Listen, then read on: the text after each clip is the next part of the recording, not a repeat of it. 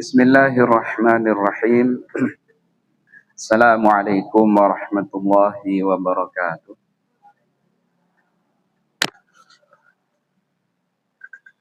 Alhamdulillahi rabbil alamin.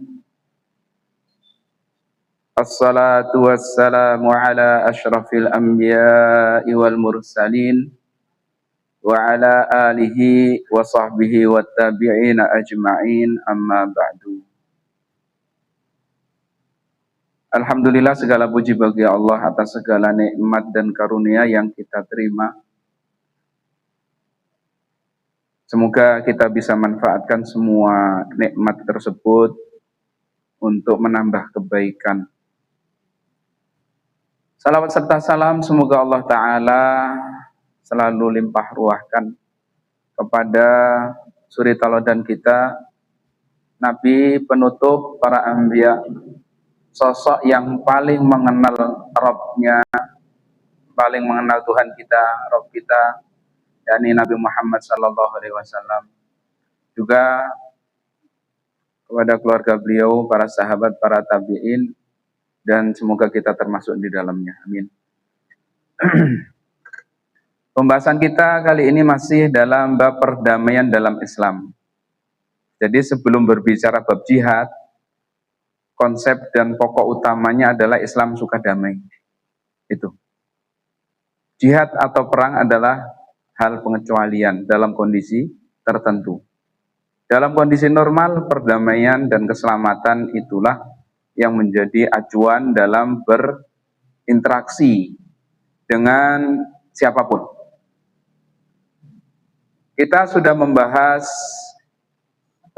bab memerangi bugot, pembangkang, dan pemberontak. Dan sudah dijelaskan perbedaan antara bugot atau pembangkang atau pemberontak dengan begal, yang dua-duanya hampir serupa. Tapi biasanya bugot atau pembangkang, pemberontak ini didasari oleh sebuah ide, ada ideologi yang dia perjuangkan. Kalau begal, ya buat rusak, nyari harta, selesai. Kemarin sudah kita bahas perbedaan antara keduanya dan bagaimana Islam menyikapi dan hukum masing-masing. Selanjutnya kita akan membahas bab hubungan antara muslim dan selainnya. Kita ketika bicara bugot, pembangkang, pemberontak ini ketika dalam batasan agama Islam, artinya cara pandang kita dalam pemerintah Islam, maka para pembangkang dan bugot ini bagian dari kaum muslimin itu saat itu dalam bingkai berbicara dalam pemerintahan Islam. Nanti kalau ditarik ke dalam pemerintahan non-Islam ya tidak 100% persis, sehingga penggunaan kata bugot di negara yang non-Islam yang tidak menerapkan agama Islam akan berbeda, tidak persis, karena pembicaraan ini berasumsi bahwa kita berbicara dalam syariat Islam yang 100% begitu. Sekarang berbicara dengan orang lain, dengan non-Islam, hubungan antara muslimin dan selainnya. Kita lihat kitabnya biar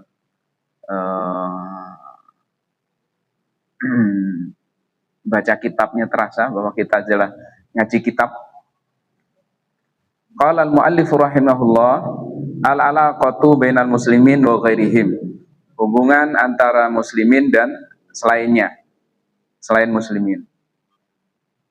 Alaqatul muslimina bi ghairihim alaqatu ta'arufin wa ta'awunin wa birrin wa adlin.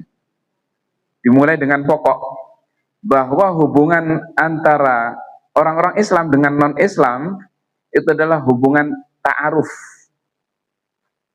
Ta'aruf, saling mengenal. Ya, mengenal si A, si B, si C yang berbeda agama. Itu bagian yang menjadi pokok dalam agama kita. Mungkin yang punya tetangga atau rekan sejawat yang berbeda, tidak ada salahnya saling mengenal. Tidak ada salahnya. Ta'aruf. Ta'aruf itu kan tidak terbatas ketika orang mau nikah saja kan. Sekarang kadang-kadang artinya menyempit. Kata ta'aruf, mau nikah, padahal ta'aruf ya sama siapa saja berta'aruf. Ta'awun, saling menolong, membantu. Kalau perlu bantuan jadi bantu. Ya, ini kita bicara dengan non-Islam loh ya. Kalau dengan muslimin sudah selesai pembicaraan kita yang kemarin. Dengan non-Islam pun saling membantu. Ada yang lapar dikasih makan.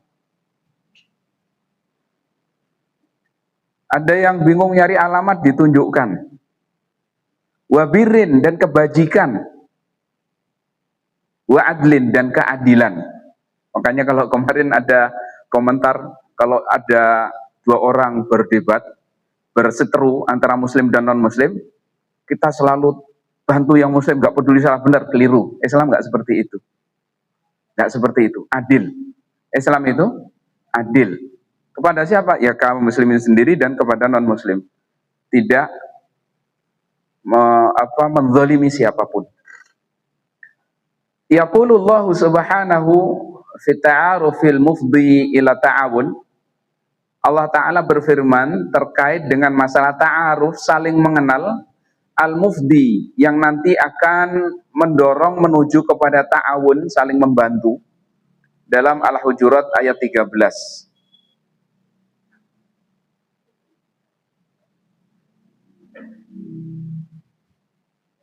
Al-Hujurat 13. A'udzu billahi minasyaitonir rajim. Ya ayyuhan nasu inna khalaqnakum min dzakarin wa untha wa ja'alnakum syu'uban wa qabaila lita'arafu. Inna akramakum 'indallahi atqakum. Innallaha 'alimun khabir. Wahai manusia, ini bahasanya kepada manusia seluruhnya, tidak terbatas kepada muslimin, mukminin. Sesungguhnya kami telah menciptakan kamu dari seorang laki-laki dan perempuan. Bapak, kakek, siapa? Adam, dan nenek Hawa. Kemudian kami menjadikan kamu berbangsa-bangsa dan bersuku-suku. Ya, bangsanya macam-macam, sukunya macam-macam. Ini sengaja Allah buat dengan kesengajaan, bukan kejadian karena efek evolusi, tidak. Allah sengaja membuatnya, ada yang warna kulitnya demikian-demikian. Allah sengajakan. Agar kamu saling mengenal. Tujuannya untuk saling mengenal. Sesungguhnya yang paling mulia di antara kamu di sisi Allah adalah orang yang paling bertakwa. Sesungguhnya Allah Maha mengetahui lagi Maha teliti. Jadi poin pertama, saling kenal.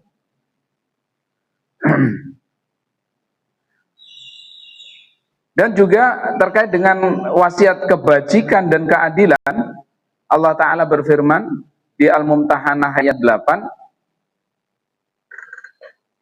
La yanhaakumullahu 'anil ladzina lam yuqatilukum fid din wa lam yukhrijukum min diyarikum an tabarruhum wa tuqsitu ilaihim.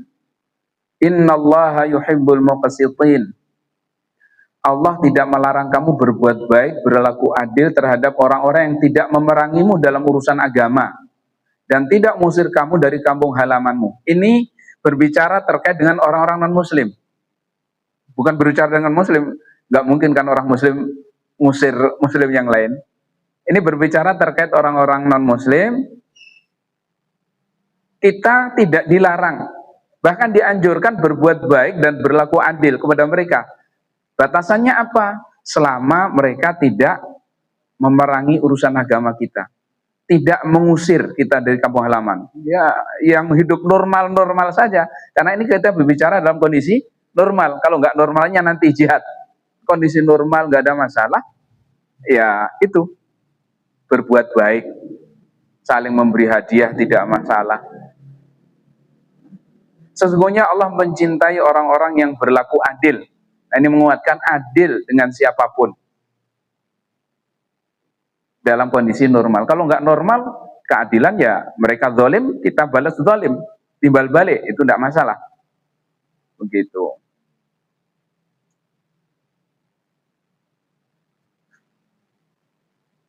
Dan di antara konsekuensi hubungan ini adalah pertukaran kemaslahatan kepentingan. Ya, saling bertukar kebaikan, kelanjutan manfaat, artinya saling mendapatkan manfaat, dan penguatan hubungan kemanusiaan.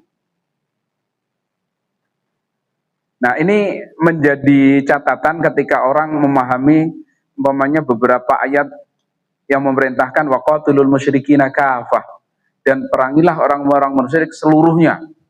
Nah, salah paham ambil satu ayat ini kemudian asal ketemu sikat habis babat. Enggak, keliru cara pandangnya. Nah, ada ayat lain kalau ketemu mereka persempitlah jalan mereka.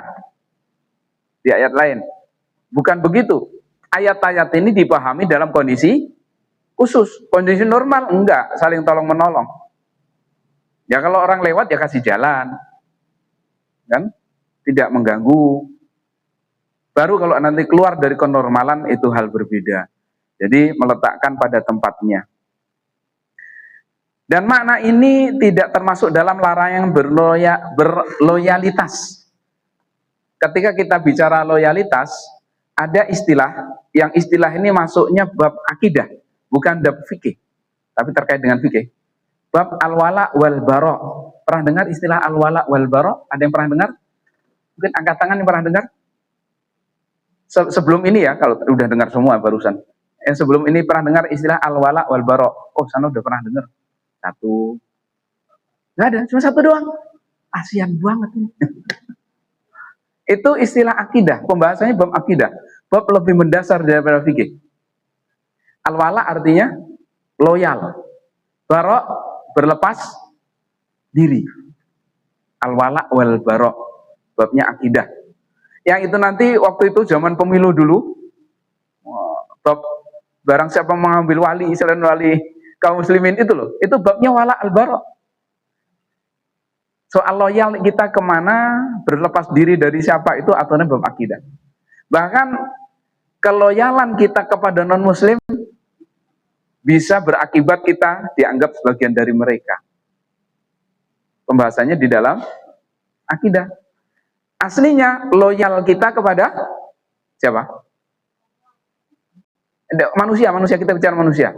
Kaum muslimin, mukminin yang seagama, kita loyal kepada mereka, berlepas diri dari mereka. Nah, ini makanya dijelaskan karena berloyalitas kepada orang kafir, loyal kepada orang kafir itu dilarang. Tetapi istilah-istilah atau pembahasan di atas bukan termasuk loyalitas yang dilarang tadi. Saling bertukar manfaat, saling mengenal, saling memberikan manfaat, tidak melanggar aturan al-wala wal bara. Detailnya memang di dalam bab akidah itu, al-wala wal bara. Loyal kita kepada siapa? Kepada Allah, Rasulullah, kaum mukminin. Barok kita kepada siapa? Tuhan selain Allah dan seluruh non-muslim. Itu enggak, kita berlepas diri. Nah, ini tidak saling bertentangan, itu yang ingin beliau tegaskan. Karena larangan berloyalitas kepada orang-orang kafir dimaksudkan untuk, ini yang dilarang, loyal kepada mereka, bersekutu dan mendukung mereka dalam melawat umat Islam. Ini terlarang. Bersama-sama membantu orang-orang musuh. Ini kan ada kondisi, ada orang non-muslim yang memerangi umat Islam. Dianya kok malah ke sana. Itu yang jadi masalah. Yang nanti akan bertentangan soal loyalitas. Ini nanti larinya bab boykot dan segala macam itu arahnya dari jalur ini masuknya. Bukan beberapa hal itu kan makanan itu kan diboykot ya. Jangan dikonsumsi. Secara materi nggak masalah, secara fikih di sisi materinya halal. Tetapi dari sisi ini khawatir itu menguatkan mereka yang memerangi Islam, serta melarang merestui apa yang mereka lakukan dari kekufuran. Kita akrab itu maksudnya ya berkenalan dengan non-muslim tadi, bertukar manfaat, bertukar faedah, memberikan kemudahan, tetapi tidak boleh merestui tindakan kekufuran mereka. Didukung, diperkuat. hal-hal yang tindakan kekufuran. Nah ini nanti larinya ke bab, contohnya umpamanya aktivitas-aktivitas yang merupakan ciri khas kekufuran, ya jangan dibantu, jangan dikuatkan. Dan itulah yang dulu difatwakan terkait dengan umpamanya ucapan di hari raya mereka ya, kan ada kan? Khawatir bentuk perestuan, makanya kalaupun terpaksa mengucapkan dengan cara lain, dengan bahasa yang lain. Atau ngomong langsung, maaf saya nggak ngucapin ya, saya kasih hadiah saja, tapi saya nggak ngucapin untuk itu. Saya dilarang agama kita. Ya, teman tetap teman. Begitu. Tetap menjaga hubungan. Karena mendukung orang-orang kafir dalam melawan umat Islam sangat merugikan entitas Islam. Yang sebelumnya kita sudah bicara bagaimana harapannya kita tuh selalu bersatu padu. Yang sebelumnya itu, bagaikan satu tubuh. Mengabaikan warna kulit berbeda, warna kaos berbeda. Udah mulai ini, mulai dah. Ini udah mati, ini udah mati juga.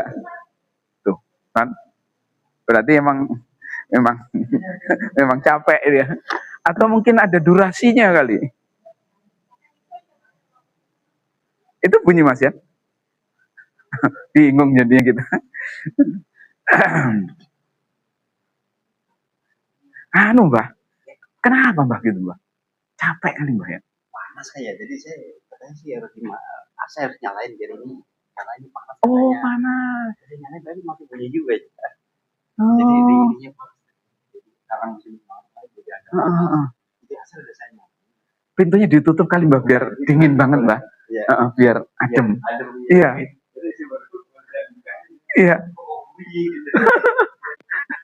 Aduh. Iya. Itu tutup dulu Mbah ya. Sementara ntar saya coba lagi. Kalau saya matiin lagi aja. Makasih Mbah. Mohon maaf repotin.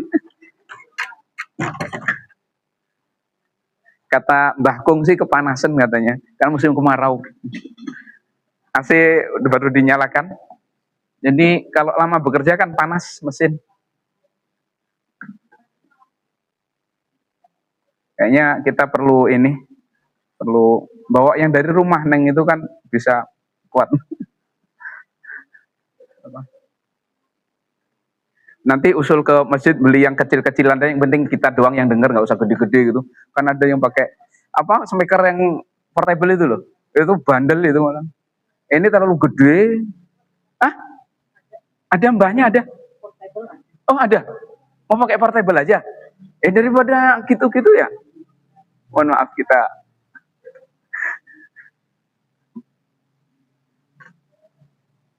Mungkin mbahnya sudah dapat informasi dari teknisinya, panas gitu. Udah dinyalakan AC, sudah ini masih begitu. Yang penting nggak sepanas otak kita ya. Panasan dia maksudnya. Insya Allah. Perlu bantuan Ibu?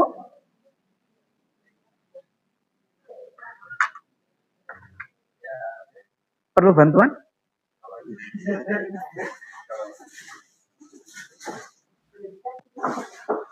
Kalau enggak dicolokin berarti. Iya Mas, sering gitu kepanasan kali Mbak ya? Oh kata teknisnya panas ya? Oh betul.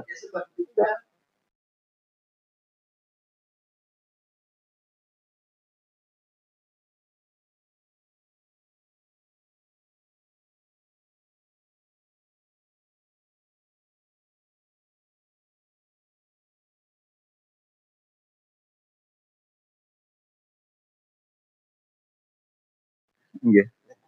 Nah, enakan gitu, Mbak. Nggih. Mboten. Saged nggih.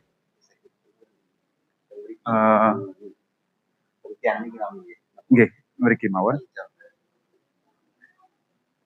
Adepne mriko, Mbah. Nggih. Kersane mboten feedback. Adepe mriko tapi apa niki? Oh, colokane. Oh nggih, celakne mriki mawon. Sisih mriki ngono, Mbah. Nggih. Nggih. Ngadepnya Damel anu, Apa? enten speaker ya. Niki colokane. Oh iya. Nggih. Coba riyen lek tasik kathah anu nih baterainya. Kosong. Kosong nggih. Kok Jadi kosong. Berarti baterainya kosong njaluk dicolok nih. Nggih. Biasanya lek pun dicas anu. Gimana?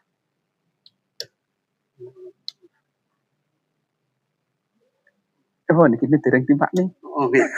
Coba bismillah. Nah, niku ngecas terus wonten halo-halo ini napa ndamel napa biasanya?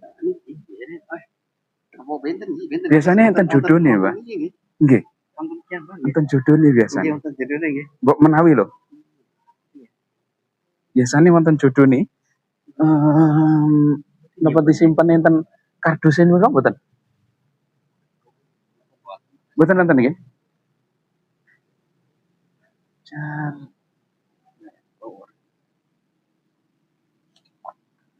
Nyari ininya apanya? Harusnya beda.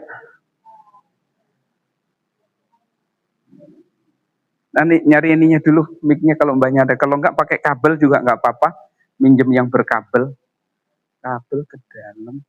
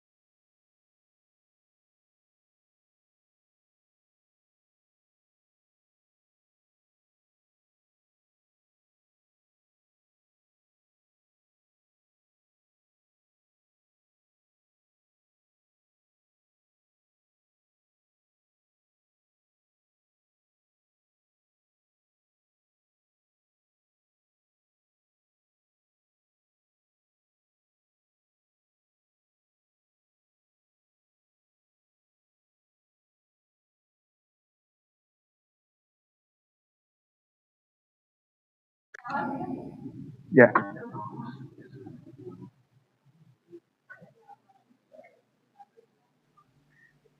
Sambil jalan pelan-pelan ya. Ini nggak ada suara, lagi libur jadi insya Allah kedengeran.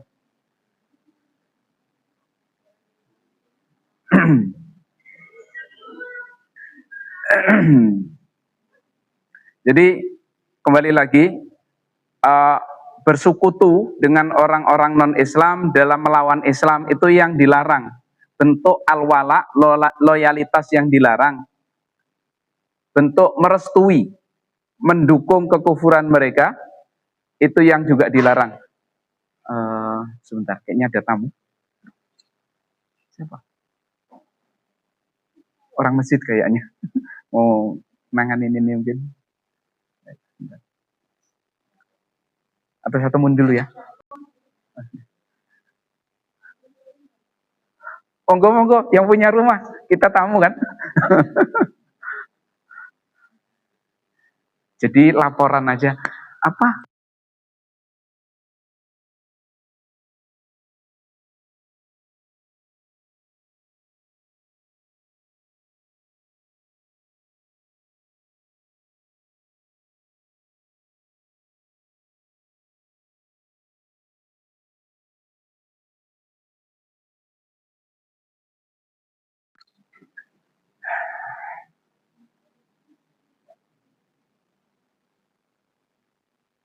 Dan bentuk itulah yang dilarang dan diharamkan. yakni bersekutu, mendukung pihak lain yang memerangi melawan Islam. Itu haram. Merestui, meridhoi tindakan-tindakan mereka yang merupakan kekufuran. Kita membiarkan mereka, tetapi bukan keridhaan. Artinya nanti mereka punya hak ibadah dengan cara mereka. Mau jungkir balik dalam ibadah agama mereka silahkan. Tapi kita nggak ridho. Jangan hati kita ridho. Saya nggak senang. Dan harus kita itu tidak menyukai kekufuran karena kita orang mukmin. Harus. Walaupun tetap memberikan hak mereka untuk melakukan ibadah. Nanti akan disebutkan dalam hak-hak mereka.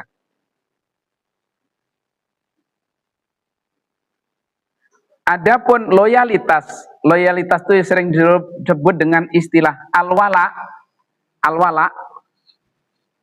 loyal dalam arti perdamaian, menjaga perdamaian, keselamatan, keamanan bersama, bergaul dengan baik, bertingkah laku dengan baik, bertukar kemaslahatan, kepentingan, kerjasama dalam kebaikan dan ketakwaan, ya. Apa istilahnya, mau 17-an bersihin kampung bareng-bareng, nggak masalah. Ini dianjurkan dalam agama Islam. Jadi tidak berarti kalau kita bareng-bareng bekerja menjaga lingkungan kita terus dianggap, oh kamu loyal kepada, bukan. Jadi harus dibedakan dalam hal ini. Baik. Ini gambaran umum terkait bagaimana pokok dan dasar berinteraksi dengan non-muslim. Monggo. Monggo.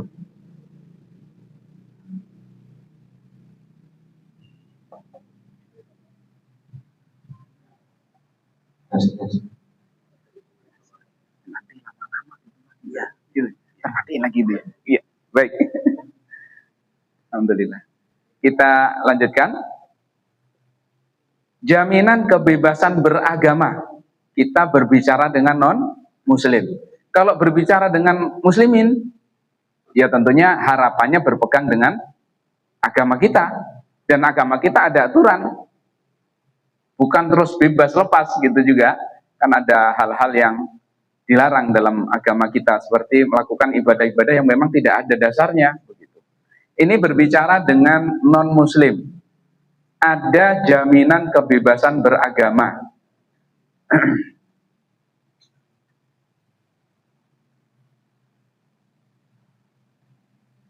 Berdasarkan apa yang kita sampaikan terkait dengan pokok atau dasar kaidah-kaidah dalam interaksi dengan non-muslim, maka Islam memutuskan untuk memberikan kesetaraan antara zimmi dan muslim. Nah, ini istilah zimmi. Apa istilah zimmi itu? Ada yang tahu? Orang kafir yang agar negara muslim tunduk terhadap aturan agama dan negara Islam. Dalam aturan-aturan kenegaraan tunduk. Mereka memiliki hak yang sama dengan muslim. Nah, kembali lagi, ini dalam asumsi kita berbicara dalam negara Islam ya. Dalam negara Islam. Ada hal-hal yang memang bisa kita laksanakan dalam semua kondisi, baik negara itu negara menjalankan syariat Islam flu atau tidak, dan ada hal-hal yang memang hanya bisa dilakukan ketika negara itu betul-betul negara Islam. Dan mereka juga memiliki kewajiban yang sama serta dijamin kebebasan beragama mereka. Kebebasan beragama mereka tercermin dalam hal-hal berikut. 1. Tidak memaksa salah satu dari mereka untuk meninggalkan agamanya atau memaksakannya untuk keyakinan tertentu. Tidak ada paksaan. Tidak boleh memaksa orang lain masuk Islam. Kan terbayang, sholat kok terpaksa, nggak pakai ikhlas ya? Apa artinya kan? Sholat kok terpaksa, pakai jilbab kok terpaksa. Begitu. Tapi kalau sudah masuk Islam, dipaksa pakai jilbab. Kamu muslim ya ikut aturan Islam, non muslim ya terserah kamu. Selama itu tidak melanggar aturan umum. Begitu. Hal ini merujuk kepada Al-Baqarah 256.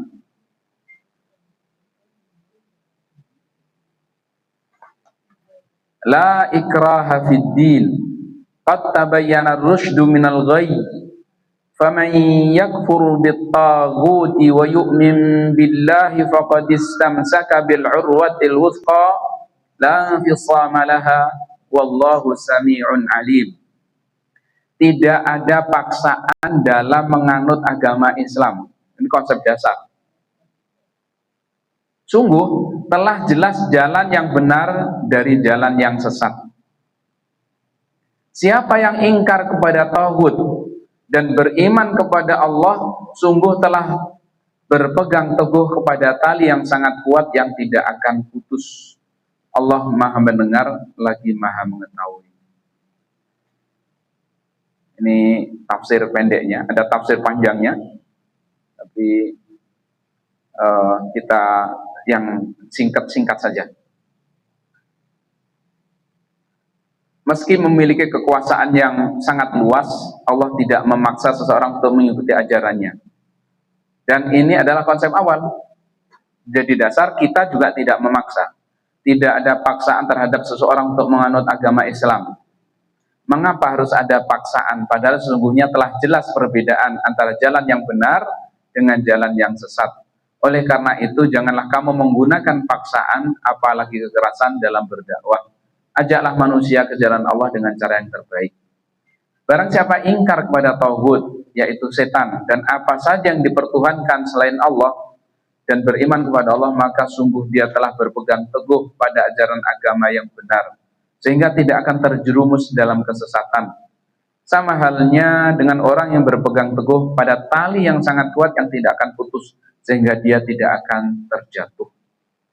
Agama yang benar ibarat tali yang kuat dan terjulur menuju Allah. Dan di situ terdapat sebab-sebab yang menyelamatkan manusia dari kemurkaannya. Allah Maha mendengar segala yang diucapkan oleh hambanya. Maha mengetahui segala niat dan perbuatan mereka, sehingga semua itu akan mendapat balasannya di hari kiamat. Ayat ini turunnya sekitar tahun ketiga Hijriah. Tahun ketiga Hijriah. Kalau kita menengok perang Badar, sebelum atau sesudahnya, mana duluan, perang Badar apa ayat ini?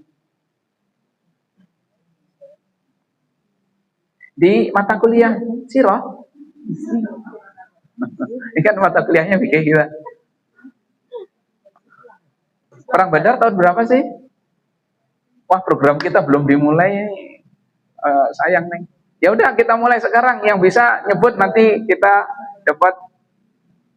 Lah, yang ambil salah sendiri yang mau ngasih door prize. Ya, nggak boleh. Mana perang Badar atau ayat ini turun setelah perang Badar atau sebelum perang Badar? Dah, ya, angkat tangan. Satu. Hah?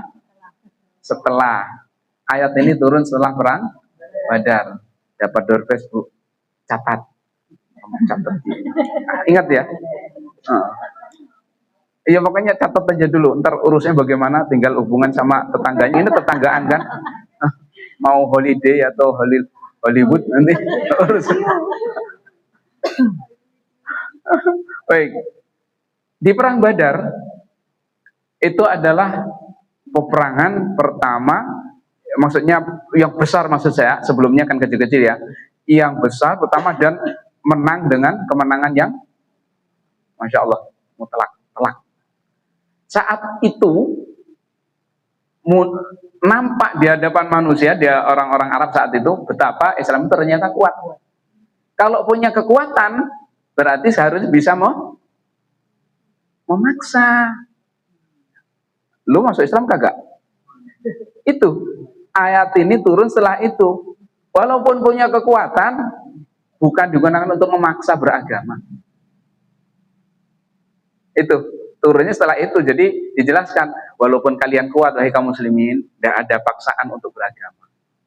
Kalau mereka tetap dalam kekufurannya. Dan faktanya di Madinah orang-orang Yahudi banyak. Sampai nanti tahun ke-8 itu dihabis-habiskan. Tahun ke-8 itu Khaybar.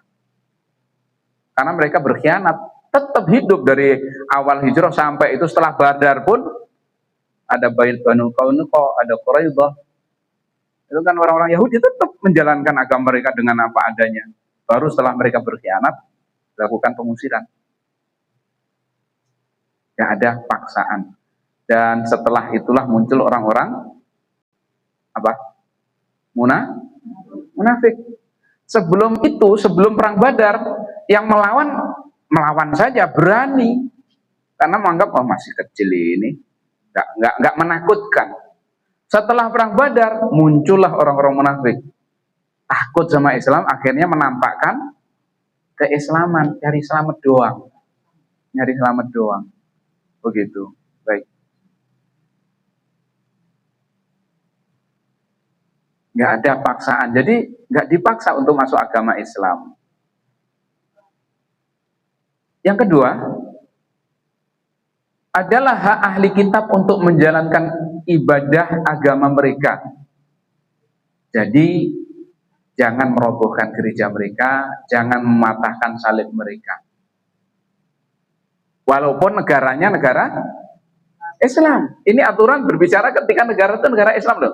Lalu kalau apalagi seperti kita yang mayoritas muslimin tapi hukumnya bukan hukum Islam. Ya campur-campur dah. Ini bahkan ketika yang berjalan itu adalah 100% syariat Islam dalam negara itu negara Islam, tidak boleh melarang mereka dari ibadah mereka. Beliau sallallahu alaihi wasallam sampaikan, biarkan mereka dan agama mereka. Biarkan mereka dan bagaimana mereka beragama. Bahkan istri seorang muslim, kalau istrinya itu Yahudiyah atau Nasraniyah, berhak pergi ke gereja atau ke kuilnya Nasrani itu, Yahudi itu sinagog ya sebenarnya. Dan suaminya tidak berhak melarangnya. Iya, konsekuensi kalau punya istri Nasrani. Konsekuensinya seperti itu. Baik. Tetapi tidak boleh mengajak anaknya ikut dia. Anak keturunannya adalah muslim, bapaknya muslim. Untuk dia, ya silakan. Begitu.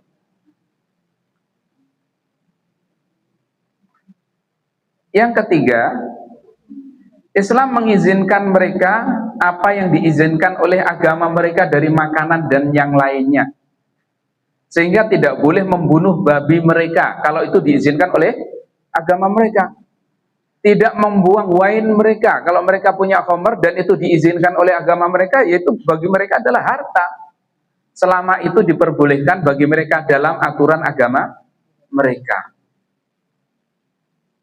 Dengan demikian, Islam memberikan kelonggaran kepada mereka lebih dari yang diberikan kepada umat muslim yang dilarang minum anggur atau makan babi.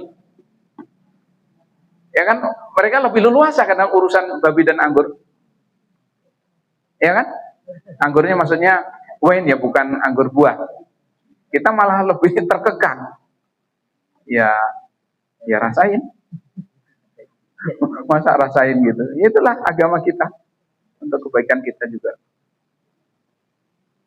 Nah, ini kadang-kadang kalau terjadi salah paham sehingga ada kelompok-kelompok yang merusakin, tidak pas. Selama itu diizinkan dalam agama mereka dan tidak melanggar aturan yang berlaku. Yang keempat, mereka memiliki kebebasan dalam urusan pernikahan, perceraian, dan nafkah. Urusan-urusan internal keluarga menggunakan aturan agama mereka. Dan mereka dapat bertindak sesuka hati dalam hal tersebut tanpa adanya batasan dan pembatasan. Jika itu terjadi pernikahan, perceraian, urusan istilahnya? Ahwal saksi ya. Muamalat kekeluargaan. Mereka punya aturan, jalankan aja aturan mereka. Nanti berbeda halnya kalau nikahnya dengan muslim. Tapi kalau di Indonesia nggak boleh loh ya. Muslim menikahi non-muslim itu nggak boleh. Fatwa MUI. Maaf. Di beberapa negara memungkinkan. Jadi hukum aslinya boleh. Dalam fikih. Boleh. Kenapa Indonesia tidak boleh? Hasil ijtihad melihat bahwa populasi kaum muslimat itu banyak, ngapain nyari yang non-muslimat? Itu alasannya. Sebagaimana beberapa tokoh seperti Khalid bin Walid dilarang oleh Umar bin Khattab untuk menikah non-muslim. Bergeser dari hukum asli. Jadi hukum asli itu begini, bisa bergeser dalam kondisi tertentu. Nah, contohnya gampang lah, arak itu haram hukum aslinya, kapan menjadi boleh? Nah, keterpaksaan, terpaksa untuk menjaga nyawa. Jadi ada hukum asli dan akan bergeser dalam kondisi tertentu. Nah, bergesernya itu bukan kita yang menentukan, ada batasan-batasan. Wah, terpaksa dia minum arak. Kenapa? Kita nggak enak sama teman-teman, nah, gitu. Bukan terpaksa, ada aturan keterpaksaan itu. Nggak enak, saya itu diundang, dikiranya nggak menghormati dia lagi. Bukan, itu bukan keterpaksaan. Jadi untuk bergeser itu yang berhak untuk menentukan para ulama, bukan kita sendiri. Terus yang nggak boleh jadi boleh. Selanjutnya, Islam melindungi martabat mereka. Ini salah ketik. Serta menjaga hak-hak mereka dan memberikan kepada mereka kebebasan dalam berdebat, berdiskusi dalam batas akal logika dengan mematuhi kesopanan dan menjauhi kekasaran serta kekerasan. Artinya menyampaikan pendapat, unjuk rasa, kalau bahasa unjuk itu apa? Menunjukkan. Bukan ngunjuk, unjuk. Kalau ngunjuk itu begini. Ini namanya ngunjuk, Neng ya. Bismillah ya, Neng ya.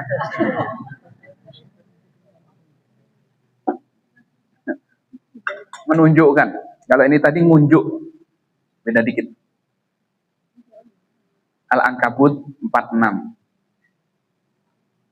Wala tujadilu ahlal kitabi illa billati hiya ahsan illa alladzina zalamu minhum wa qulu amanna billadzi unzila ilaina wa unzila ilaikum wa ilahuna wa ilahukum wahidun wa nahnu lahu muslimun. Janganlah kamu mendebat ahlu kitab melainkan dengan cara yang baik. Artinya kalau berdebat dengan mereka pun dengan cara yang baik diizinkan. Kalau berdebat itu ya saling menyampaikan argumen. Mereka punya hak untuk itu. Kecuali orang-orang yang berbuat zalim di antara mereka.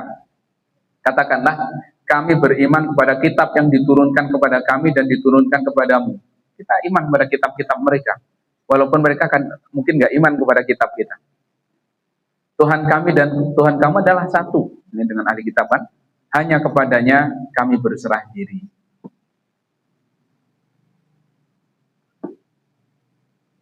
Juga 8. Islam memperbolehkan mengunjungi mereka, menjenguk orang sakit mereka, memberikan hadiah kepada mereka, dan melakukan jual beli serta transaksi lainnya dengan mereka dalam kondisi normal. Ya, kalau keluar dari normal hukumnya berbeda, nanti bergeser. Telah terbukti bahwa Nabi Shallallahu Alaihi Wasallam meninggal dunia sedangkan baju zirahnya masih terhutang pada seorang Yahudi, digadaikan, ada utang. Berarti interaksi tidak masalah, bertransaksi nggak masalah. Beberapa sahabat Nabi jika menyembelih domba, mereka bertanya kepada pelayannya, mulailah dengan tetangga kita Yahudi, sahabat Abdullah. Jadi ketika nyembelih kambing, dia ngingetin sampai 3 kali, kalau ini udah dibagi belum? Sampai sahabat-sahabatnya perhatian banget kamu sama itu, sama tetangga. Nah, maka beliau jawab, Nabi selalu berpesan agar berbuat baik kepada tetangga, sampai saya duga jangan-jangan nanti mereka dapat waris. Karena seriusnya ketika beliau SAW berwasiat berbuat baik kepada tetangga. Tidak peduli tetangga agamanya apa, selama kondisinya normal. Ya, kalau tetangganya musuhin Islam ya jangan. Ini kondisi normal.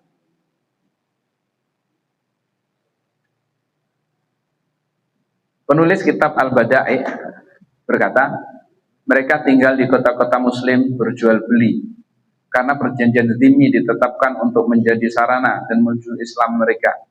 Jadi harapannya setelah mereka mendapatkan interaksi yang baik dengan kaum muslimin, diharapkan mereka tertarik dengan Islam kalau tahu itu sarana menuju Islam mereka, dan memungkinkan mereka tinggal di kota-kota muslim lebih efektif dalam mencapai tujuan ini, tujuan untuk dakwah biar masuk Islam tadi, dan juga ada manfaat bagi muslim dalam jual beli dapat rezeki.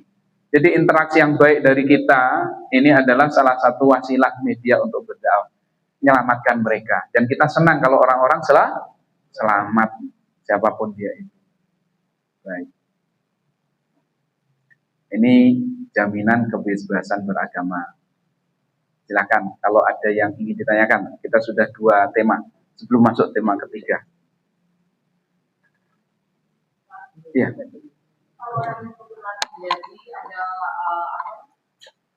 Menjaga rumah ibadah agama lain dan dalam peringatan agama mereka, walaupun hati kita mengingkari, itu sebetulnya diperbolehkan atau tidak? Kewajiban kita yang kita sebutkan dalam kondisi normal adalah tidak mengganggu mereka dalam acara kegiatan agama mereka.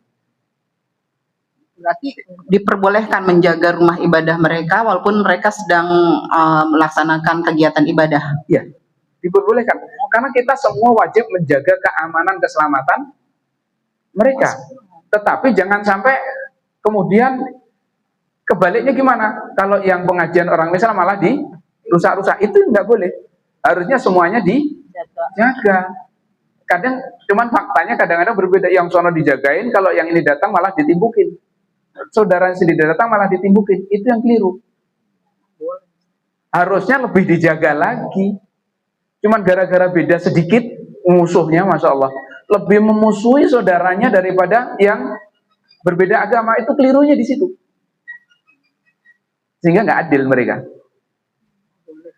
Hukum asli menjaganya bagaimana? Boleh. Dalam kondisi normal bahkan kita harus menjaga keamanan bersama. Mereka punya kebebasan menjalankan ibadah berdasarkan agama mereka. Tadi sudah kita sebutkan. Jadi kewajiban bersama menjaga keselamatan, keamanan itu. Bukan hanya kewajiban mereka. Tetapi jangan lupa, ini juga menjadi hak kita untuk saudara-saudara kita. Bahkan lebih kuat haknya. Kelirunya gimana kelirunya? Nggak adil, malah kebalik. Itu yang keliru. Ya kan? Gara-gara beda. Ini makanya dengan non-muslim itu minimal kalau non-muslim itu kondisi normal, tidak memusuhi, minimal 0. Tidak minus. Minimal. Dengan kaum muslimin minimal ada rasa cinta sedikit apapun, adalah rasa loyal tadi. Loyal kita kepada kaum muslimin relatif. Yang Islamnya bagus, loyal banget. Yang Islamnya agak gimana-gimana, loyalnya sedikit kita. Kalau non-muslim nggak ada keloyalan, hanya terbatas pada interaksi yang tadi. Interaksi-interaksi yang diizinkan tadi. Begitu. Nah ini loyalnya ke mereka lebih, ke kitanya minus malah. Itu salahnya di situ. Jadi kita ketika bicara boleh jaganya, tetapi lihat secara komprehensif. Jaga yang sini malah musuh saudaranya, kelirunya di situ. Jaga sini, silakan. Begitu. Baik. Ya. Kalau saya kan ada saudara itu non muslim. Ya. Nah, dia suka posting-posting yang menyinggung-nyinggung agama saya gitu, agama Islam. Nah, saya suka, akhirnya saya juga kirim gitu, Ustaz. Karena saya untuk memberitahukan dia, kan sebetulnya kewajiban kita juga untuk mendakwahi ya, Ustaz, ya, untuk saudara-saudara kita yang non-muslim itu. Tapi saya nggak berani karena saya melihat dia tuh kayaknya kalau dibilang akidahnya tuh udah kuat banget gitu, Ustaz. Nah, akhirnya saya paling ya cuma kalau hanya mendoakan aja itu boleh nggak Ustaz? Saya nggak berani saya untuk mendakwahkan agama saya kepada kakak saya ini. Nah, saya paling doain aja gitu, Ustaz. Itu diperbolehkan nggak? Hanya mendoakan aja. Walaupun dia sering posting-posting, akhirnya kita suka berdebat lewat status gitu. Dia suka nyenggol-nyenggol, akhirnya ya, karena kan saya harus membela agama saya senggol juga gitu, Ustaz. Itu diperbolehkan nggak, Ustaz? Terima kasih. Ya, kembali lagi. Muamalah timbal balik. Sana nyerang, kita nyerang. Itu muamalah timbal balik dalam agama kita. Kalau kondisi normal itu mereka tidak menyerang baik secara verbal maupun dengan fisik. Kalau ada serangan verbal atau fisik, balasannya sama, setimpal. Itu diizinkan. Kewajiban dakwah tidak melulu harus dengan kata-kata, dengan tindakan, dengan doa kita tunjukkan, ya kasih jual baik, jual beli itu kasih hadiah, kasih apa. Gitu. Nah, oleh karena itu yang semacam ini ibu perlu banyak tahu tentang Islam.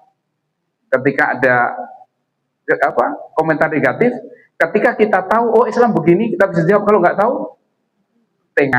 tengok, iya kan? Ya, semakin banyak belajar, semakin banyak tahu. Nah, nanti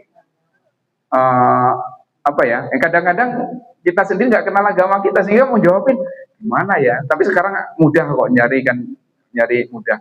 Tinggal validasi aja. Kadang-kadang AI itu jawabnya benar atau salah atau validasi. Baik. Daripada mumet nih jawabannya Ustaz. Lagu untuk kewaliatin. Ya kalau sudah mumet gitu ya diam aja. Takut khawatir jawabnya malah keliru. Tapi ya tetap usaha untuk membela itu tetap harus ada. Membela. Khawatir ketika mereka menyampaikan opini ternyata opini yang keliru. Orang kemudian salah memahami tentang Islam. Oleh karena itu kita dituntut untuk lebih paham tentang agama kita. Sehingga ketika ada opini miring kita bisa jawab. Ada teman ahli kitab. Yang mana ahli kitab yang Injil yang sekarang, bukan yang Injil yang zaman dulu gitu ya Ustadz. Yeah. Ya gitu, suka berdebat begini-begini. Daripada aku pusing ya Ustadz, jadi bukan ahli Quran waktu itu belum hijrah, ya udah bagiku agamaku, bagimu agamamu. Yeah. Daripada puyeng, karena beliau udah belajar kitab di Malang kan, kalau belajar kitab ada di Malang tuh yang khusus kitab ya kan. Ya udahlah daripada kalah level duluan Ustadz. Terus Afan izin bertanya Ustadz, yang tadi kan kayak pernikahan antara beda agama itu kan di zaman lampau itu kan ya, dan mereka ahli kitab kan ya Ustadz. Nah untuk saat ini kita bisa mendeteksi nggak sih yang ahli kitab zaman dulu, yang ahli kitab misalnya Taurat yang sebenarnya, Injil yang sebenarnya gitu. Jangan sampai sekarang jadi ada pernikahan beda agama yang dulu aja boleh gitu. Padahal kan yang boleh itu karena ahli kitab. Nah, jangan jadi nanti berdalil ya mereka juga ahli kitab kok. Nah, tapi kan kitab yang mana dulu gitu Ustadz gitu. Karena pas waktu itu saya ketemu teman saya, beliau ahli kitab gitu, yang katanya ahli kitab gitu, tapi kehidupannya nggak seperti ahli kitab gitu loh Ustadz. Jadi masih pacaran gitu, maksudnya laki-laki sama perempuan ke mall bareng, padahal kan ahli kitab nggak begitu. Itu Ustadz. Yang muslim juga gitu harusnya, nggak ke mall bareng. Ya gitu Ustadz. Jadi yang dimaksud ahli kitab yang zaman sekarang tuh yang mana sih Ustadz gitu, yang boleh, yang masih boleh menikah gitu ya gitu. Walaupun mungkin nggak di Indonesia lah, ya oke lah mau ke negara mana dah, yang penting judulnya boleh gitu. Yang ahli kitab yang bagaimana gitu Ustadz. Jazakallahu khairan kasih. Jadi berbicara terkait menikahi, jangan dibalik, laki-laki muslim menikahi perempuan ahli kitab itu yang diizinkan. Kebalik nggak boleh, dari manapun sudut pandangnya nggak boleh. Hukum aslinya menikahi seorang laki-laki menikahi ahli kitab itu boleh, merujuk ke Al-Maidah ayat 5. Pada hari ini dihalalkan bagimu segala makanan yang baik. Halal, makanan baik. Makanan sembelihan ahli kitab itu juga halal. Walaupun nyembelihnya entah baca apa. Gak pakai bismillah kan mereka? Enggak, halal kok. Dan makananmu halal juga bagi mereka. Dihalalkan bagimu menikahi perempuan-perempuan yang menjaga kehormatan di antara perempuan yang beriman, dan perempuan-perempuan yang menjaga kehormatan di antara orang-orang yang diberi kitab suci sebelum kamu. Ini perempuan-perempuan boleh dinikahi. Ya, yang jaga kehormatan mereka ya. Poinnya bahwa ayat ini turun untuk ahli kitab masa itu doang atau sampai sekarang? Sampai sekarang. Kalau ibu tadi memahami itu ahli kitab saat itu, berbeda dong dengan sekarang gitu. Bedanya apa yang ahli kitab saat Nabi ada dan saat sekarang? Maksudnya iya maslingnya gitu. Apa? Dari zaman itu sudah palsu. Dari zaman Nabi itu sudah tersesat. Udah keliru, sudah meyakini Isa anak. Dari zaman ayat ini turun mereka sudah tersesat. Bukan terbatas ahli kitab yang masih apa istilahnya lurus, yang ahli kitab garis lurus. Bukan. Saat itu yang lurus atau yang bengkok tetap ahli kitab namanya. Maksudnya gini kan Ustaz, ada yang yang namanya perjanjian lama, perjanjian baru. Nah, katanya nih ya, kalau Ya. perjanjian lama itu tuh ya yang asli gitu Ustaz, yang kayak misalnya maaf ya makan bak itu nggak boleh gitu loh, itu yang perjanjian-perjanjian lama. Lah yang perjanjian-perjanjian baru itu yang makan bak boleh gitu Ustaz. Makanya yang beneran yang mana ya?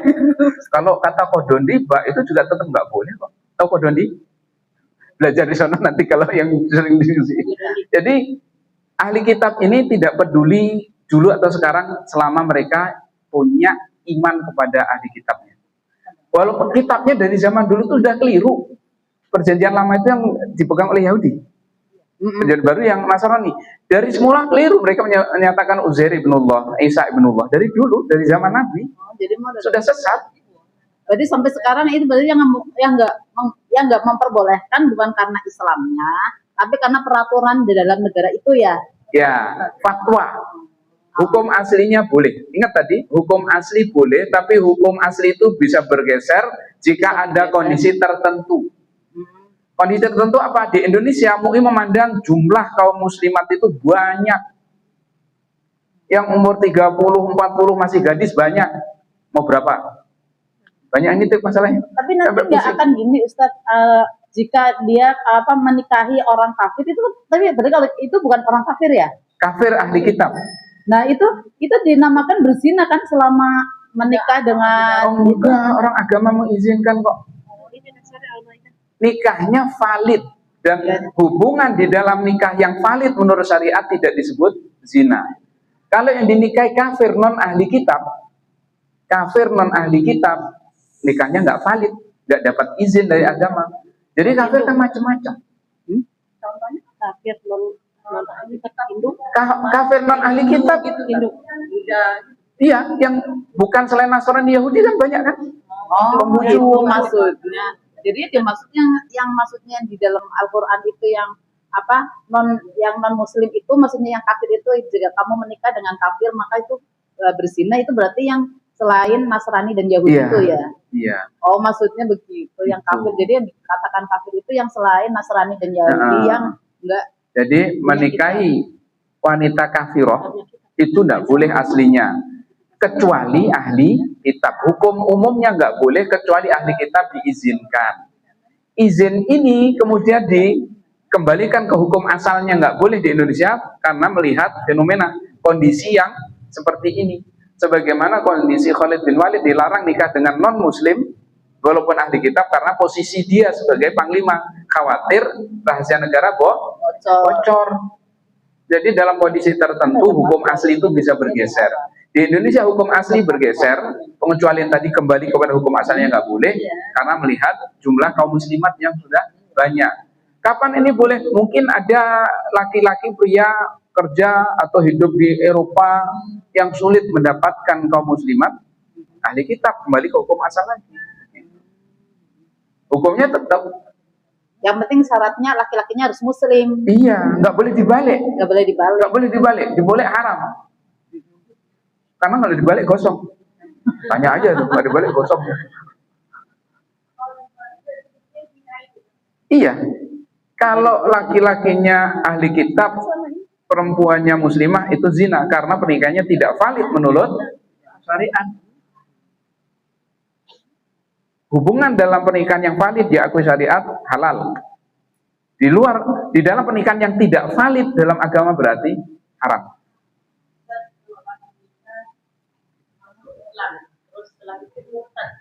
Lepas harusnya. Hukum aslinya harus lepas. Semuanya muslim. Yang masuk Islam siapanya? Iya, maksudnya ketika nikah laki-lakinya muslim, dalam perjalanan murtad, selesai, kembali ke hukum asal asli. Hukum aslinya seperti itu. Apa hukum asal bisa bergeser kepada kondisi yang lain? Memungkinkan, ulama yang menentukan. Ada kasus di Amerika, jadi perempuan masuk Islam dulu, suaminya belum. Jadi aslinya mereka non muslim, kemudian istrinya masuk Islam dulu, dipertahankan pernikahan, akhirnya suaminya ikut. Berbeda kan kalau awalnya muslim semua terus yang satu jadi murtad. Ini bukan karena kemurtadan, yang ini dia masuk Islam dulu. Silahkan cari di itu Pak. Ah. Ada juga itu perempuannya langsung ada kok kayaknya di YouTube sama. Hukum aslinya harus pisah ketika laki-lakinya murtad karena tidak muslim lagi. Ini masih dipertahankan karena bukan kemurtatan. Hukum asli ini kondisi fasah. Ini balik dikit nggak apa-apa ya. Fasah itu di sebentar. Fasah.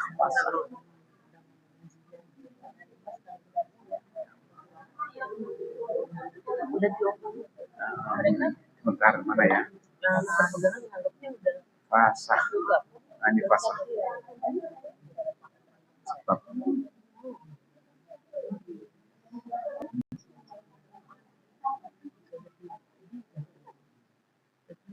Ini sebab fasah ini sudah kita lewatkan sekitar 2 tahun 2 bulan 2 hari kalau nggak salah, pasti salah. Penyebab fasah adalah hal baru yang menghalangi validasi akad. Salah seorang murtad, tidak tobat, salah seorangnya murtad.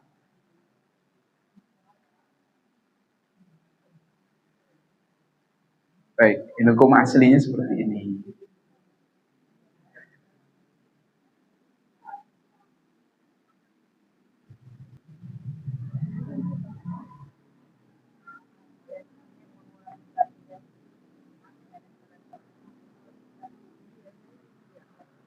Gimana? Cukup?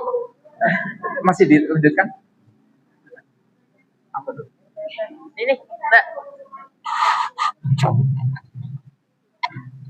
Pertanyaannya ini yang apa? Yang dekat ke fakta aja, jangan andai-andai. Kalau andai-andai. Sama tuh ada terjadi di Nah, itu kan kalau sama tuh terjadi itu andai-andai. Ya kan siapa tahu kita jadi udah bisa tahu. Nah, kalau udah terjadi aja nanyanya. Ini kan kalau yang tadi kalau nggak salah dulu Ustadz pernah bilang kan kalau yang laki-lakinya laki-lakinya muslim, perempuannya ahlul kitab. Bagaimanapun cara akad pernikahannya baik secara muslim maupun secara agama mereka kan sah ya Ustadz. Keliru.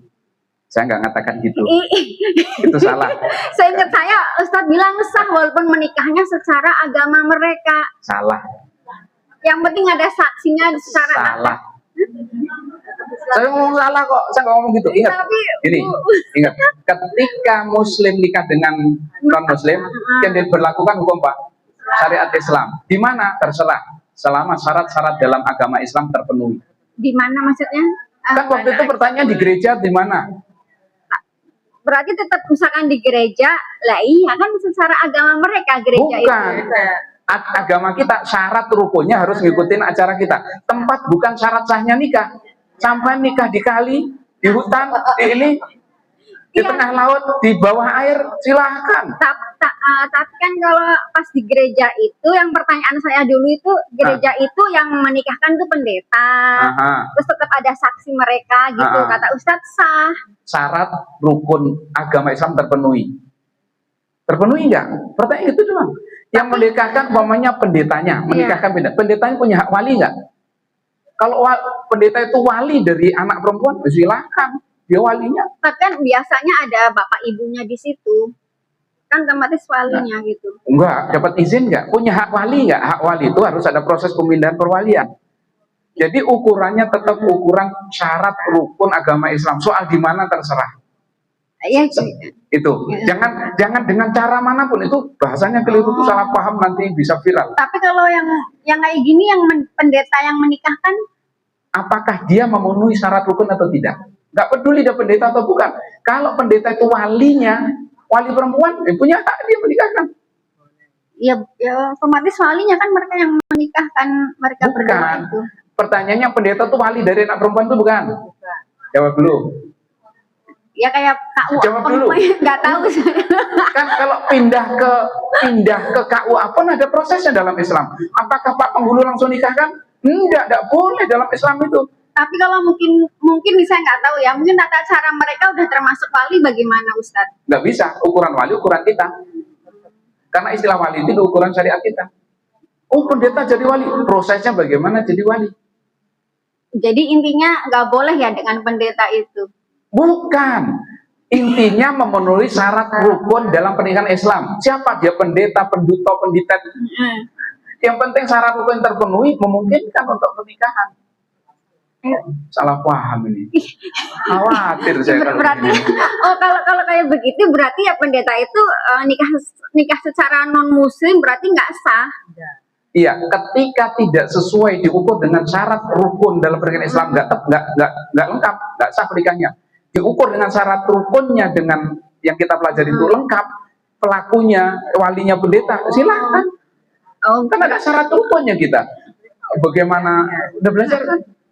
Ada mahar gitu kan. Iya, Kayak mahar gitu kan. Mahar dan segala, ada wali, ada Karena saksi. ada mahar nggak sih? Iya, Pak. Non muslim ada mahar nggak? Nggak ya. Sebutannya kan bukan. Ya nggak tahu, mereka ukur aja. Istilah mungkin berbeda, tapi ukurannya harus tetap ukuran syariat Islam. Berarti mungkin harus tanya dulu nih pendetanya sebagai wali atau bukan nih gitu ya. Iya, kalau jadi wali apa kaitannya? KUA penghulu pun tidak langsung otomatis jadi wali, ada prosesnya, perwakilan. Ada perwakilan. Karena urusan pernikahan itu bukan istilahnya aktivitas religi murni, dia itu transaksional, seperti jual beli. Jadi lebih amannya tetap secara Bukan lebih amannya, harus lebih amannya. Masih dibikin-bikin aja ini bahasanya ini. siapa tahu emang orang tuanya udah mewalikan ke pendeta itu kan kita nggak tahu. Makanya harus sesuai dengan syarat rukun Islam. Karena yang nikah ada yang muslim. Kalau yang nikah non muslim terserah lu. Apakah nikahnya nanti akan diratifikasi, diterima oleh Islam? Jika proses pernikahan sesama non muslim itu diakui oleh aturan mereka, masuk Islam, sah itu pernikahannya. Nah, itu bedakan. Sesama non muslim, laki-laki non muslim nikahin non muslim. Dengan cara apapun yang itu diakui oleh komunitas itu, Sah. valid di komunitas itu, masuk Islam, pernikahan itu dianggap valid. Tidak ada ceritanya sahabat suruh nikah ulang, padahal sahabat itu sebelumnya kafir semua. Ya ketika Nabi datang, Islam sendirian beliau. Emang ada sahabat sudah Islam? Ayo yang tahu angkat tangan. Nah, ketika Nabi datang, seorang sahabat sudah Islam. Belum. Tak ketemu kan? Tak ketemu, kafir semua. Emang ada suruh nikah ulang? Cari juga. Tidak ada, karena pernikahan itu bukan urusan atau kegiatan aktivitas religi murni. Baru kalau sholat itu religi murni. Dia lebih cenderung ke babnya kelompoknya muamalat, transaksi, bukan kelompok ibadat. Tapi kalau yang gitu orangnya mau nikah ulang diperbolehkan Ustaz. Ya silahkan aja.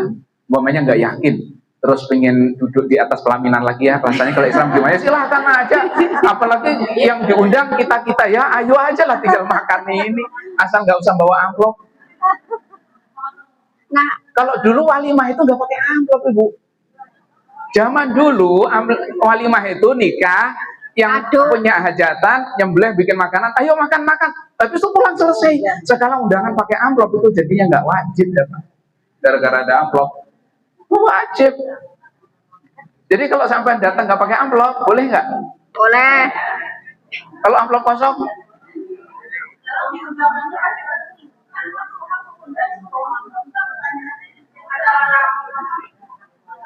Kalau amplop kosong nipu. Ya malah nipu, mending gak usah bawa amplop. Nah, betul. Cuma silakan datang kan Bu ya. Mohon doanya adalah dorongan amplop. Enggak, kirim sirup aja, siraman rupiah. Baru dapatnya semalam dari Pak Wam. Hah? Sirup, siraman rupiah. Mohon doa dan sirup, doanya dorongan amplop. Jadi waduh repot.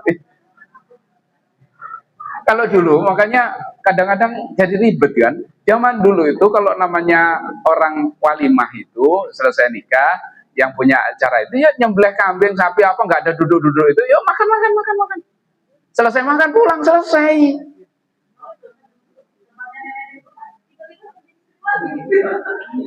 Kok tahu sih?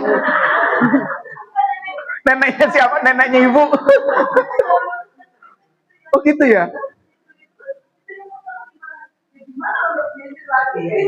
Itu gimana, Bu?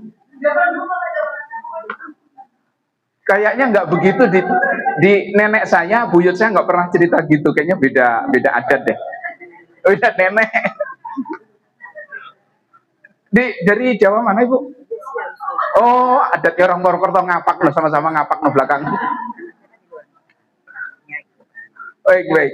Jadi kembali Bu ya, ini kita luruskan, jangan sampai keliru memahami, wah repot urusannya. Kata si ini gini lah, terkini salah paham. Kayak Berarti saya pengujian selama ini keliru memahami kata Ustadz yang dulu pernah nanya seperti itu. Kata Ustadz, yang penting ada walaupun tata cara mereka tetap sah. Kalau salah Syarat dulu gitu. rukun agama fikih tetap terpenuhi. Mau Syarat dibulak-balik. rukun agama Islam. Iya, karena yang menikah orang Muslim, walaupun istrinya non Muslim. Nah, terus kalau udah menikah begitu kan tetap anaknya itu harus masuk Ikut Islam. bapaknya. Seandainya anaknya tidak mau, kan otomatis lebih dekat dengan ibunya nih yang mendidik, yang membesarkan semuanya. Kalau bapaknya nggak bisa menjamin itu, mending nikah yang Muslim. Karena harapannya ketika dia nikah non Muslim itu, harapannya bagian dari dakwah, bukan malah mengurang-urangi. Kalau nggak mampu, udah kelihatan dia kalah dari ibunya, nggak usah nikah sama itu. Kalau sudah terlanjur punya anak, terus anaknya ikut ibunya semua, itu bapaknya menanggung dosa di akhirat. Keliru. Itu ya. Ya, keliru. Udah jelas-jelas dia kalah. Apa? Mokondo. Nah, tahu Mokondo? Tahu Mokondo nggak? Apa Mokondo? Ini saya cuman kalau nggak salah paham ya, itu semua dimodalin oleh si perempuan, ya kan kalah. Oh gitu ya, saya baru tahu aslinya gitu ya. Wallahi saya baru dengar, oh begitu. Asli, saya dengar istilah itu tahu, cuman nggak tahu kepanjangannya apa. Oh gitu ya, baru tahu Neng, baru dengar juga Neng. Hah? Atau lebih tahu kamu? Enggak, asli gitu. Kalau sudah ketahuan dari semula dia nggak punya kekuatan qawam, arijalu qawam, nggak punya qawam, jangan ngambil itu jadi masalah, tanggung jawab besar dunia akhirat. Istri itu taatnya ke suami, dikemana-kemana kan ayo saja, anak bagaimana ikut dia. Kalau nggak mampu itu nggak usah cari masalah, nikah dengan yang non. Paham Bu Ana ya, gitu ya. Kalau dari semula dia punya dugaan nggak mampu, nggak usah cari yang macam-macam. Yang Muslim aja banyak, kan?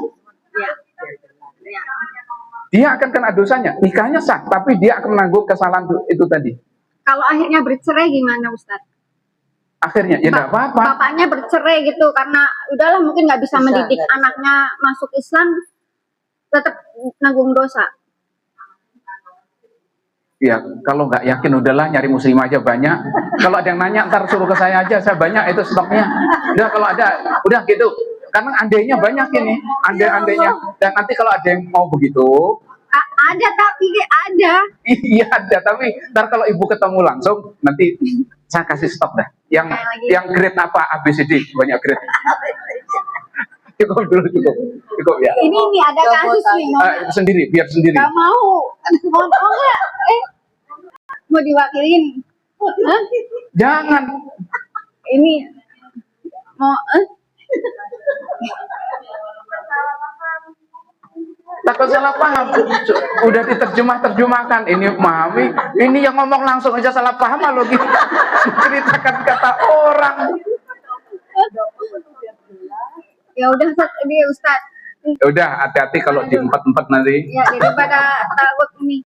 Ada kasus anak dengerin salah atau enggak? Ya, ada kasus ada seorang anak yang dari hasil hamil di luar nikah. Yeah. Saat menikah itu kan harusnya binnya ibunya ya. Binnya kan ibunya pas nikah. Yeah. Nah, pada binti ya, kan perempuan binti ibunya. Nah, saat akad itu bintinya tetap bapaknya, bapak biologisnya itu tetap. Terus setelah selesai mereka itu akad ulang dengan bin ibunya gitu. Nah itu bagaimana Ustadz? Ini dua kali akad. 3 kali juga boleh kok kalau nggak yakin. nggak harus sekali kok akad. Ya karena kan banyak tamu. Jadi banyak tamu untuk Takut malu ya? ya takut malu. Berarti akad duluan aja yang resmi. Diam-diam baik, keluarga inti. Bener, baru itu akad sandiwara, drama. Oh gitu aja. Itu boleh. Ya, tapi udah kejadian. menukar bin itu aslinya tidak boleh. Menukar bin itu tidak boleh. Artinya seakan-akan memalsukan nasab. Memalsukan nasab itu termasuk dosa besar dalam agama Islam.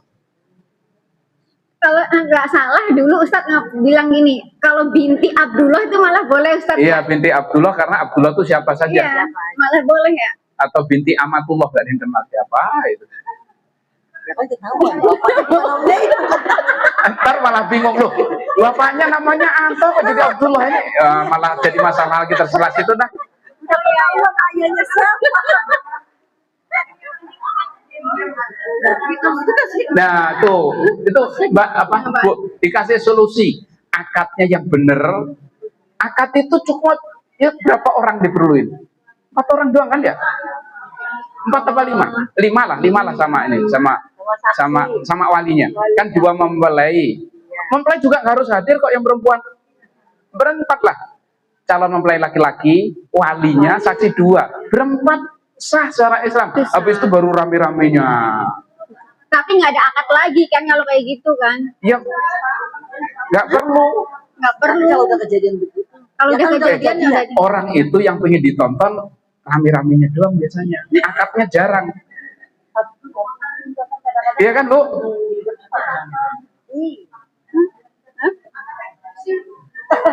Orang udah kejadian. Oh, udah kejadian. Kan dalam undang kan ada sering ya, salah ya, salah. akad sudah dilakukan tanggal sekian, resepsinya sekarang. Sering kan begitu dan biasa kan. Cari yang mudah aja lah. Harus akad 2 kali, 3 kali repot amat gitu. Nyari celah-celah.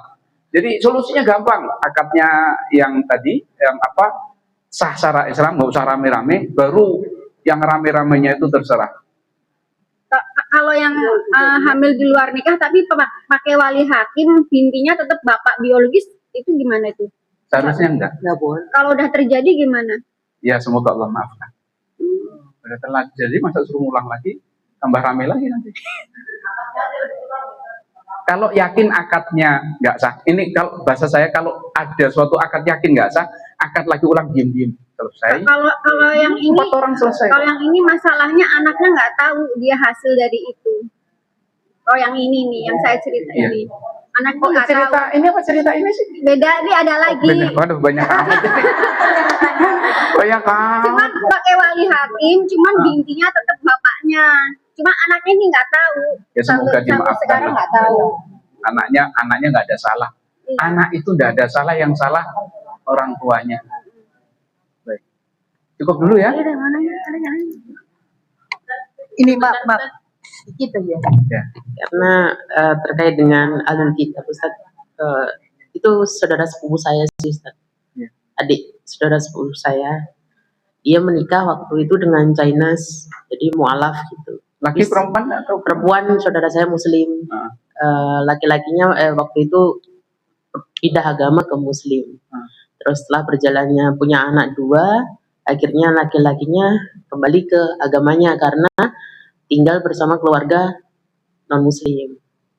Akhirnya terus pisah rumah, mereka sekeluarga itu pisah dari keluarga yang non-Muslim ini. Istrinya memutuskan untuk pergi ke luar negeri. Nah, anaknya berdua ini akhirnya sama bapaknya yang masih Nasrani. Yang satu sekarang anaknya Muslim, satunya ikut non-Muslim, Ustaz. Rumah tangga mereka berjalan dengan baik sih, Ustaz. Nggak ada perkelahian, nggak ada pertengkaran. Tapi kan secara akidah ini yang berat. masalah itu tadi. Nah, saya sebagai saudara sepupu udah mengingatkan gitu. Ya, kewajibannya sudah selesai. Nah, tapi gimana ya Ustaz, beruntun ke belakangnya untuk anak-anaknya ini. Saya kasihan yang Muslim, yang satu ikut bapaknya ini. Maksudnya bagaimana menyelamatkannya? Terus apa Apakah tindakan-tindakan dia dari tidak bisa menjalankan agamanya di tempat itu? sekarang makanya pindah ke daerah kami, malah dia aktif ke gereja. Yang Muslim tadi? Bukan suaminya. Kalau anaknya yang satu malah ngaji gitu-gitu. Jadi sekarang anaknya ikut bapaknya itu gitu. Terus kasihannya, Nah, kan tetap saudara kan itu. ah, Terus apa yang harus kami perbuat gitu? Memaksa mereka kembali ke muslim atau gimana, atau suruh pisah gitu loh Zat, hubungannya suami kewajiban istri. kita memberitahu, nggak memaksa, nggak memaksa. Nanti di kasus ini, kasus sahabat Marwan, nanti akan ada di sini. Jadi Marwan, khalifah, ketika jadi khalifah, ketika sholat id, dia mulai khutbah dulu, kayak khutbah sholat Jumat. Khutbah dulu baru sholat. Pernah sholat id khutbahnya duluan terus baru sholat. Sholat id, Idul Fitri, Idul Adha. Ini pernah terjadi di masa Khalifah Marwan. Hadisnya sahih. Ada seorang sahabat menyebutkan, mengingatkan Marwan. Marwan, apa yang kamu lakukan gini, gini, gini, gini. Abu Sa'id menyatakan orang ini sudah melakukan kewajibannya. Siapa sih memberi peringatan? Selesai. Kewajiban kita memberitahu, bukan memaksa. Ya, dalam kasus seperti itu kan agak ribet ya. Kita harus memberitahu. Kalau nggak beritahu kita salah, belum menunaikan kewajiban kita. Sudah diberitahu nggak terima, terserah dia. Begitu. Ya, kalau ditanya apa kewajiban saya, memberitahu dan mendukung yang anak Islam tadi, didukung dan dikuatkan yang sudah Islam. Ya, semoga Allah kasih petunjuk semuanya. Semuanya, kita nggak pilih-pilih. Dan itu lahan dakwahnya Ibu sebenarnya, tunjukkan kebaikan agama Islam. Siapa tahu nanti bisa tertarik lagi. Makanya kalau dalam pernikahan nggak usah cari masalah lah ya. Kita berusaha anak-anak kita itu yang khawatir masuk Islamnya cuma pura-pura. Pura-pura masuk Islam, setelah ini balik lagi, wah repot. Bikin masalah. Baik.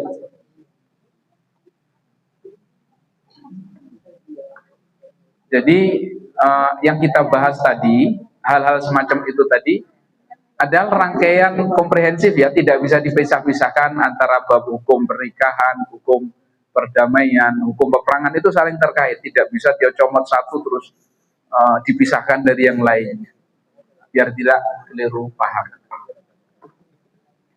Berarti kita sampai di kebebasan beragama, yang soal loyalitas insya Allah di kesempatan yang lain. Cukup dulu? Baik. Saya pribadi yang paling banyak bicara, mungkin ada kata-kata yang keliru, khilaf, dan mungkin tidak pernah berkenan di hati, khususnya Bu Hana yang kita banyak bicara ini, saya mohon maaf. Dan seluruh jamaah sekalian, ada salah keliru, saya mohon maaf, baik ucapan atau tindakan. Astagfirullah li wa lakum.